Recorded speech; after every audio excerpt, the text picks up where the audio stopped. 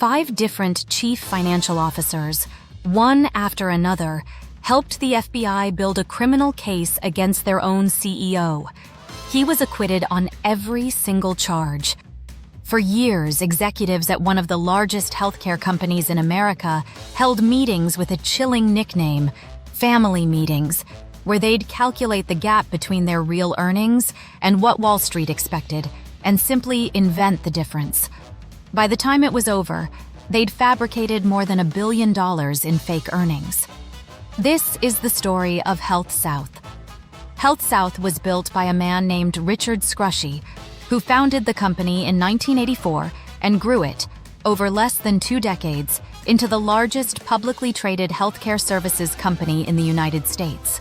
A sprawling network of rehabilitation hospitals, outpatient surgery centers, and diagnostic clinics across the country. Scrushy became something close to a celebrity CEO, known for his lavish lifestyle, his private jets, and his ownership stakes in everything from yachts to a Christian rock band. But behind the growth story, HealthSouth had a problem that started showing up as early as 1996. The actual performance of the business kept falling short of the earnings numbers Wall Street analysts expected the company to hit every quarter. Instead of admitting the shortfall, Scrushy and his top finance executives chose to close the gap with fiction. Here's how it worked. Each quarter, HealthSouth's actual financial results would come in below the target Scrushy had committed to hitting for analysts. So senior executives would hold what internal witnesses later called family meetings, sessions where they'd calculate exactly how much fake income needed to be added to make the real numbers match the promised numbers, then instruct staff to fabricate the accounting entries needed to close that gap. The trick that made this scheme especially hard to catch was where they hid the fake money. Rather than booking fictitious revenue directly, which tends to draw scrutiny fast since auditors check whether reported sales match actual cash coming in, HealthSouth's executives instead inflated the value of the company's fixed assets. They added fake value to buildings, equipment, and property on the balance sheet.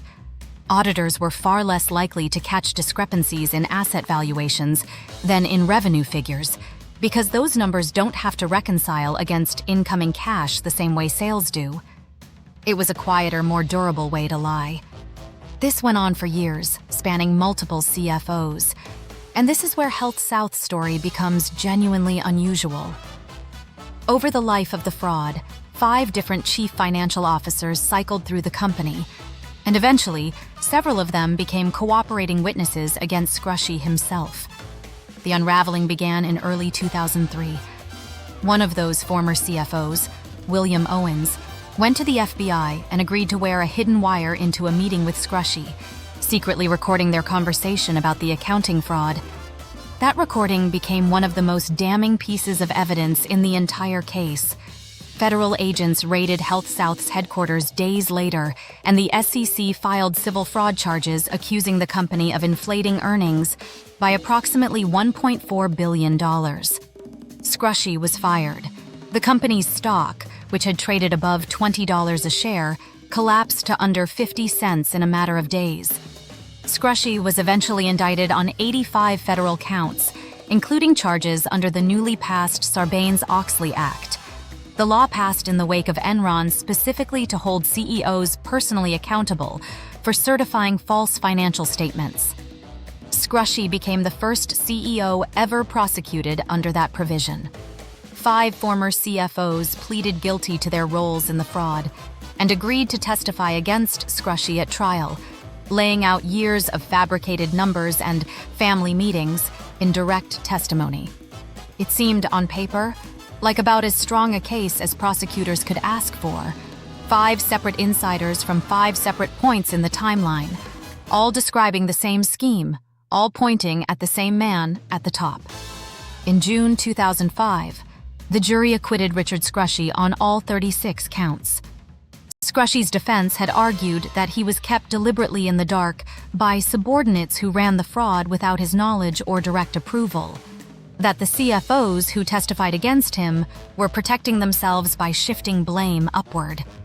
The jury, made up largely of residents from Scrushy's home community in Birmingham, Alabama, where he was known for extensive local charity work and a locally broadcast Sunday sermon, ultimately didn't buy the prosecution's case beyond a reasonable doubt. It's one of the most stunning corporate fraud verdicts on record, a defendant walking free despite testimony from 5 separate former chief financial officers. But Scrushy's story didn't end there. In a separate case the following year, he was convicted of bribery and conspiracy for arranging a large campaign contribution to Alabama's then governor in exchange for a coveted seat on a state hospital regulatory board. He served nearly 6 years in federal prison, not for the billion-dollar accounting fraud that made him famous, but for a bribery scheme most people have never heard of.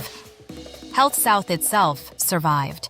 The company restated its earnings, paid hundreds of millions of dollars in settlements to the SEC and to shareholders, brought in new leadership, and rebuilt its accounting controls over the following years.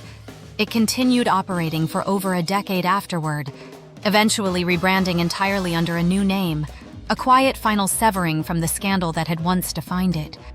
What makes HealthSouth such an unsettling case isn't just the size of the fraud or the audacity of naming your cover-up meetings after family gatherings. It's the ending. Even when prosecutors do everything right, even when they get insider after insider to testify against the person at the top, sometimes the person at the top still walks away.